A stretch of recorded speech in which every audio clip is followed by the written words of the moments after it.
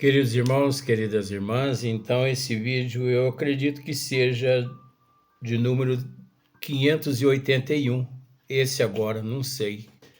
Deu um branco na minha cabeça aqui, perdi as contas, perdi tudo. Mas 581, vamos lá. Hora que chegar no número 600, nós vamos voltar lá no número 1 novamente. Porque essas contas muito grandes assim vai travando a cabeça, né? E ainda falta praticamente 99 páginas, 98 páginas ainda para terminar esse livro. Mas Hermínio Miranda, Diálogo com as Sombras, as organizações. Depois do tema as organizações, vem estrutura, ética, métodos, hierarquia e disciplina. Mas esse tema agora, as organizações. As organizações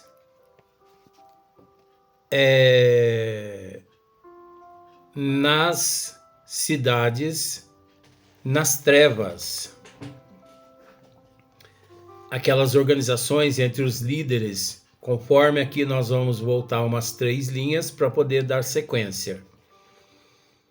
Tomara que essa noite Dona Insônia não apareça aqui em casa, porque toda vez que ela aparece, eu tenho que gravar vídeo de madrugada, mas tá bom. Hermínio Miranda ele diz assim: as instituições das trevas são estruturadas numa rígida concentração do poder nas mãos de alguns líderes. Olha só para você ver. Como não comentar isso aqui? Por mais que nós já comentamos. Nas mãos de alguns líderes. Até parece que nós estamos tratando de algo que está acontecendo aqui na Terra. Porque é preciso entender que os chefes das trevas, os obsessores, esses espíritos vampiros, esses espíritos que residem nessas cidades, nas trevas, eles possuem aqui no corpo físico seus representantes. E é preciso dizer, conforme já tratamos nos vídeos anteriores, quando esses representantes deles aqui na Terra desencarnam, eles retornam à cidade das trevas, às cidades das trevas, porque cidades nas trevas são milhões de cidades. Então esses seres que desencarnam aqui, eles retornam a ocupar o cargo deles lá nas regiões umbralinas, nas cidades, nas trevas. Então é assim, até que um dia, depois de muito sofrimento, dissolve todo esse poderio. Então, as instituições das trevas são estruturadas numa rígida concentração do poder nas mãos de alguns líderes escolhidos por um processo impiedoso de seleção natural. Sua liderança revelou-se na ação em postos subalternos ou confirmou-se através de séculos e séculos em que se revezam encarnados e desencarnados. Já tratamos até aqui também. Muitos deles como signatários de pactos de vida e morte. Sustentam-se aqui e lá, daqui agora em diante da sequência. Sustentam-se aqui e lá, onde estiverem, sejam quais forem as condições, num princípio que tem muito mais de autodefesa do que de fidelidade. É um processo mais de autodefesa do que de fidelidade. Por quê? Porque eles são fiéis uns aos outros. Não porque se estimam. Não. Eles não se estimam. Não pense, ou melhor, não pensemos nós que esses líderes das trevas, que eles nutrem amor pelo outro líder, que não. É preciso entender que esses líderes são todos rivais, todos de olho no posto do outro, cobiçando o posto do outro. Não parece com a política aqui na Terra? Política, no bom sentido, a política humana. Porque quando se pronuncia o termo política, a pessoa pensa logo no presidente da República, nos ministros, nos governadores, nos senadores. Não, meu bem, não é não. Política é em todos os sentidos. Existe política na fábrica, na indústria, política no comércio, política no monopólio. Você sabe o que significa monopólio, não precisa de explicar, fica mais fácil. Política no monopólio, política no agronegócio, enfim, política entre um país e outro em matéria de PIB, Produto Interno Bruto. Existe política, você sabe disso. Política, vamos dizer assim, de rivalidade no trabalho onde nós trabalhamos, aquela politicagem, aquele tititi, aquela fofoca, aquilo tudo ali é política. Partidos, grupinhos, que muitas pessoas têm o hábito de dizer panela, panelinha. Aquele ali joga no time tal. Aquele ali joga no time tal. Você já ouviu esses termos? Numa cidade, o monopólio, igual em São Sebastião do Paraíso, por exemplo. Em São Sebastião do Paraíso, vou falar assim, vó. Se não for para me falar, eu desligo o vídeo e paro com os trabalhos também. Em São Sebastião do Paraíso existe o monopólio dos coronéis. Que, na verdade, aqui em Paraíso aqui, tem alguns coronéis. Por exemplo, Chico Chapa, já levaram ele já lá para o limbo, né? Foi um coronel. Tem um outro coronel também que chama Luiz Toninho. Tem um outro coronel também que chama Carlos Melles. Tem um outro coronel também que chama Geraldo Alvarenga. Esses coronéis todos, porque eles são coronéis, esses 4 seres, durante séculos e séculos, séculos não, né? Décadas e décadas, eles impediram o progresso aqui em São Sebastião do Paraíso. Quantas mil pessoas nasceram em Paraíso e tiveram que ir embora de Paraíso para estudar e trabalhar e crescer em todos os sentidos em outros países e em outros estados, porque aqui eles, se tivessem permanecidos aqui em Paraíso, eles iam ter que ir para a fazenda desses 4 coronéis carpir café, apanhar café.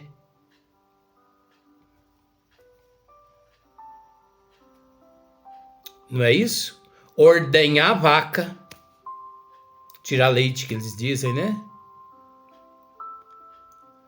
Quantas brigas ferrenhas entre esses coronéis para não vir indústrias aqui para Paraíso.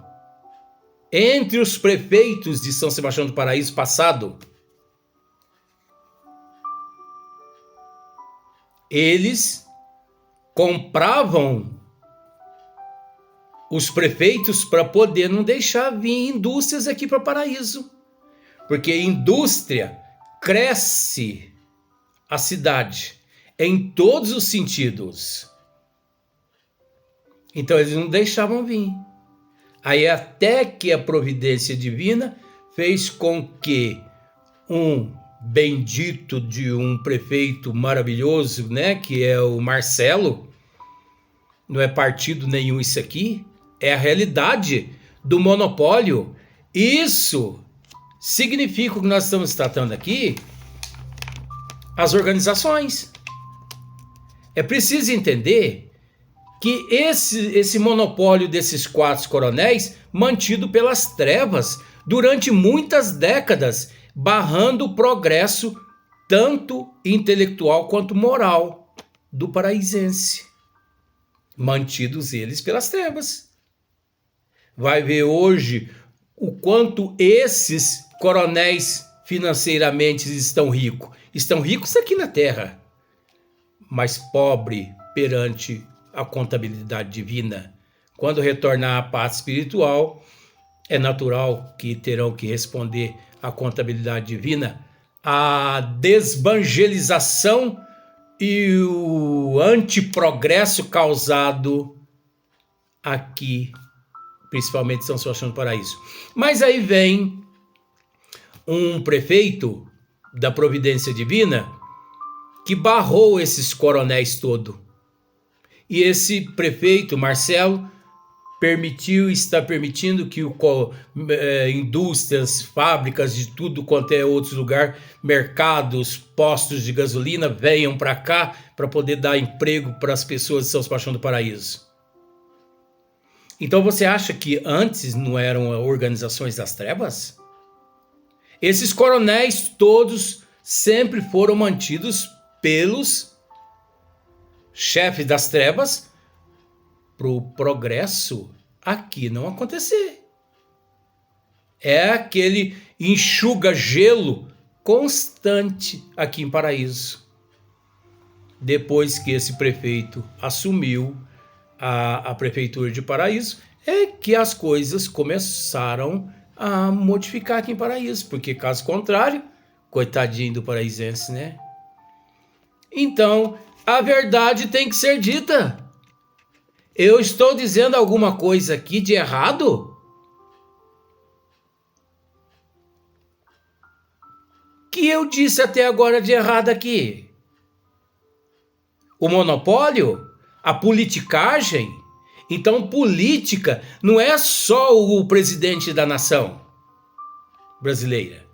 Não é só a prefeitura. Não é só o vereador, o deputado, o governador. É essa falcatrua tudo no comércio. Isso tudo é política. Quantas pessoas dentro do seu trabalho que ali a pessoa está trabalhando corretamente, mas tem outros arquitetando uma forma de derrubar aquela pessoa do cargo que ela se encontra por motivos de inveja, de ciúme, de orgulho, derrubar aquela pessoa para poder assumir o lugar daquela outra pessoa. Você sabe que é assim que funciona aqui na Terra. Mas infelizes desses depois que ao retornar à pátria espiritual. Então, dando sequência aqui, ó. Não porque se estimem, porque os chefes das trevas, eles não estimam um ao outro. Você acha que um chefe das trevas, ele ama um outro chefe de uma outra cidade das trevas? Ora, é um comparsa dele. Um dia, aquele lá pode tomar o poder desse do lado de cá. O mesmo acontece aqui no Brasil, no mundo e principalmente aqui em Paraíso. Por que eu citei os coronéis? Por que eles sempre impediram que outros empresários viessem para São Sebastião do Paraíso?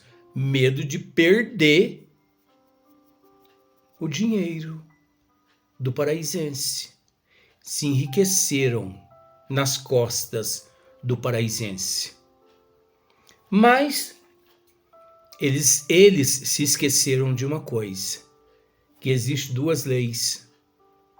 Uma é a lei do homem, é a que eles trabalham. E outra é a de Deus.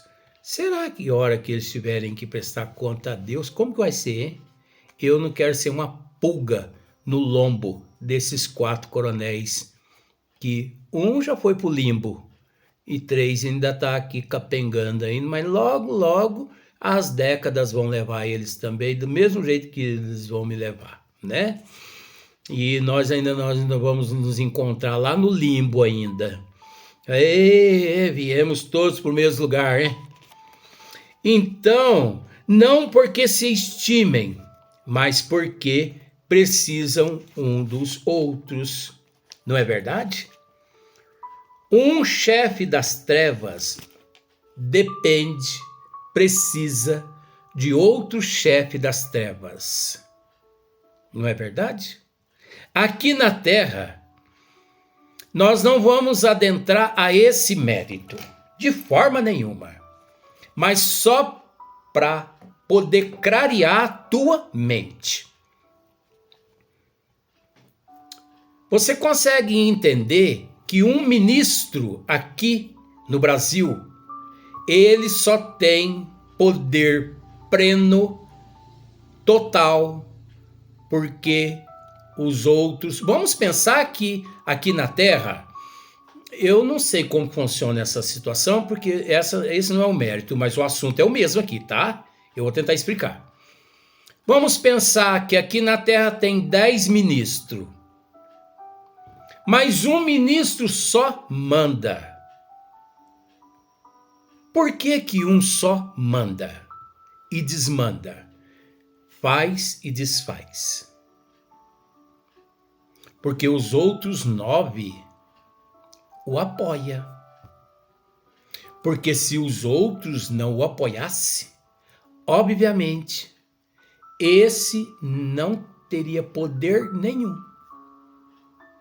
Então são todos eles coliados um com o outro. Isso é uma máfia.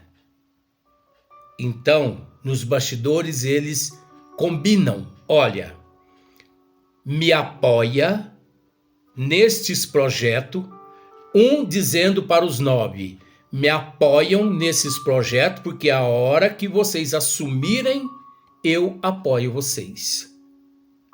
Não é assim, meu bem, que funciona aqui na Terra, por enquanto? Graças a Deus que Jesus é o guia nosso. É o modelo, o qual todos nós devemos seguir. Graças a Deus, porque você já imaginou se nós tivéssemos que seguir certos indivíduos que se encontram aqui na Terra como guia nosso e modelo a seguir? Você já imaginou? Que bagunça que seria aqui na Terra? Você já imaginou? Faz parte também do assunto. Tem uma religião aqui no Brasil, um médium que recebe o espírito de Nossa Senhora. Nossa Senhora mesmo. Mãe Santíssima do Céu. E essa Nossa Senhora se manifesta através desse médium, e um dia ela se manifestou e disse: todos aqueles que fizerem parte dessa agremiação nunca que morrerão. Eita, espírito pobre esse. Tá bom. Desde que vocês andem em dia com os deveres e as obrigações de vocês. Cumpram a parte de vocês, porque a nossa parte nós faremos do lado de cá. Tá bom. Passou uns 2 anos mais ou menos sem morrer ninguém naquela instituição aqui no Brasil. Você não sabe dessa história? Procure saber isso. Até que depois de 2 anos morreu de câncer um homem que frequentava aquela igreja lá, aquele local onde aquele médium trabalhava e trabalha até hoje, aqui no Brasil. Muito famoso aqui na Terra, mas eu não quero essa fama de jeito nenhum, principalmente quando retornar às regiões umbralinas. Isso são chefes das trevas aqui reencarnado, recebendo esses charlatões mistificadores, passando por Mãe Santíssima. Tá vendo por que eles me atacam, né? Porque eu falo mesmo. Então, passou 2 anos, um senhorzinho veio a óbito. Frequentador, fiel, honesto, naquela igreja. Foram logo interrogar a Mãe Santíssima através do médium. Mas a senhora prometeu que aqueles que participassem jamais que morreria. Como que a senhora explica agora essa? Porque o senhor Joaquim, esse é o nome que eu estou inventando agora, o senhor Joaquim morreu. Olha para ver a pobreza de espírito de todo mundo, tanto dos espíritos das trevas quanto dos encarnados. Mãe Santíssima disse assim através do médium: ele morreu porque meu filho Jesus o puniu por ele ter deixado de pagar 3 meses de dízimo à igreja. O que vocês não sabem, mas só a secretaria da instituição é que sabe que ele deixou de pagar 3 meses de dízimo. Por isso meu filho Jesus o puniu com a morte. Aí você pode me dizer assim: Luiz, o que você quer dizer com isso? As organizações das trevas, gente. É a organização das trevas aqui na Terra. São médiuns das trevas, espíritos das trevas, líderes das trevas, chefe das trevas, encarnados das trevas. Você entendeu?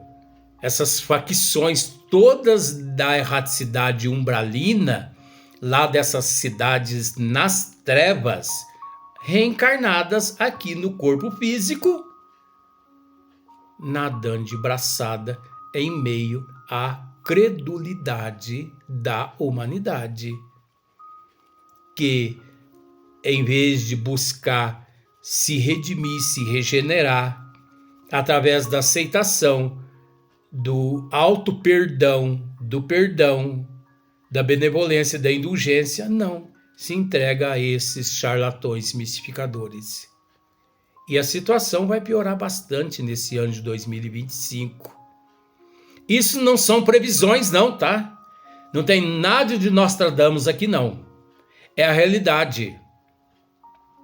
Porque o cerco está fechando. O cerco está fechando, mas existe um ditado: quem não vem pelo amor, vem pela dor. Quantos milhões de médiuns sérios que por motivo de fantasia e ilusão têm abandonado os dons mediúnicos para viver as farras das orgias e os prazeres da carne, do espírito primitivo que naquela carne se encontra aqui na Terra.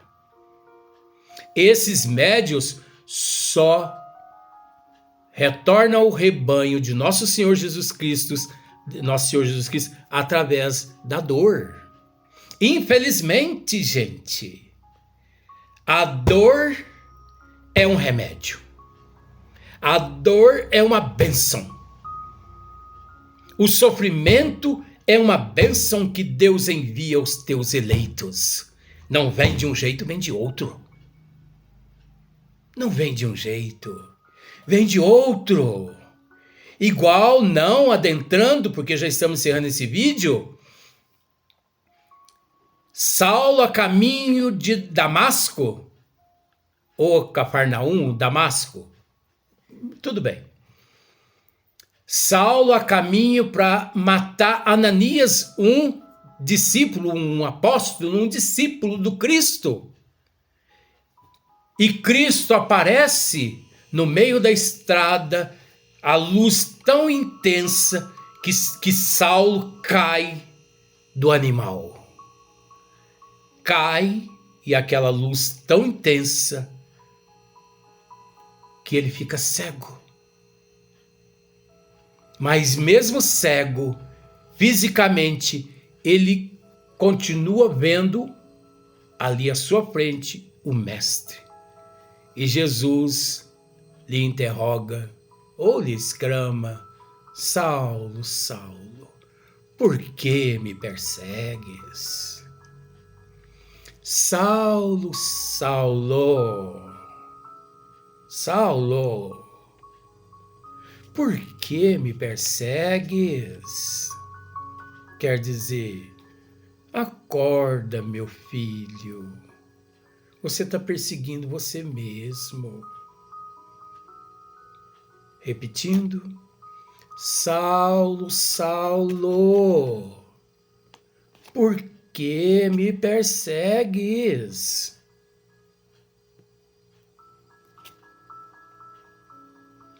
Saulo, ali no chão, derrotado em todos os sentidos. Não foi Jesus que o derrotou, ele mesmo que auto se derrotou através da tua imoralidade.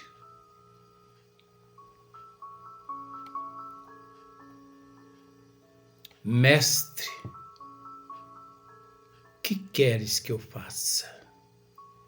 Olha só que mudança, que transformação! Não foi preciso de Jesus fazer nada, apenas o interrogou. Só. Mestre, o que queres que eu faça? Vai a Damasco. E ele foi levado a Damasco, abreviando a história, porque já acabou. E 3 dias depois, Ananias, ele cego lá numa hospedaria, Ananias aparece no quarto. Meu amigo, meu irmão, quem está aí? Ananias, teu irmão. Ananias? Ananias. Sim? Como você soube que estou aqui? Jesus me apareceu e me disse que você estaria aqui. Jesus. Olha que naturalidade tão grande. E hoje nós temos a oportunidade de ver Jesus 24 horas. Só que a nossa cegueira é tão grande que nós preferimos os processos de fugas, nós preferimos as organizações das trevas, nós preferimos as organizações das trevas do que enxergar Jesus. Eu te faço essa pergunta agora, é a última. Na data de hoje, por acaso você conseguiu ver Jesus? Ou pelo menos sentir Jesus? Responda para a tua consciência, que eu farei um esforço depois, se eu conseguir vê-lo, se eu conseguir senti-lo. Vamos para o próximo vídeo, o assunto é o mesmo.